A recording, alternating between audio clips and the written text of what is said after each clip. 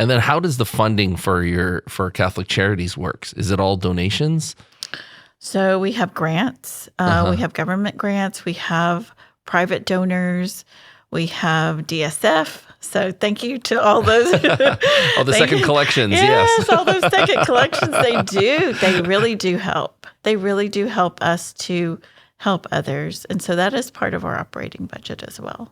Now, you said that it's a nonpartisan thing that you guys deal with. Mm-hmm. In the political landscape over the last several years, it's been a little trying. Has that been a challenge? When you work with politicians? Yeah. Well, they know that we stand in the middle. They know that we are nonpartisan, just by the pure aspect of the work. We are here to serve. So we might get calls from either party. Mm-hmm. So we work with both of our U.S. senators. So if I need to reach out to them, I'll just email and say, hey, you have this going. So with the last administration, so that's interesting that you should ask. During the last administration, there was a large reduction in the number of refugees that were going to be allowed into this country. Mm-hmm. Right now, I can't recall it, but it was an executive order, so it's EO. I want to say 880. I don't know. I kind of remember those numbers, but can't recall it specifically at this moment. And so we said, this is going to impact the number of people that we're able to serve, because that was considered a national mandate or executive order.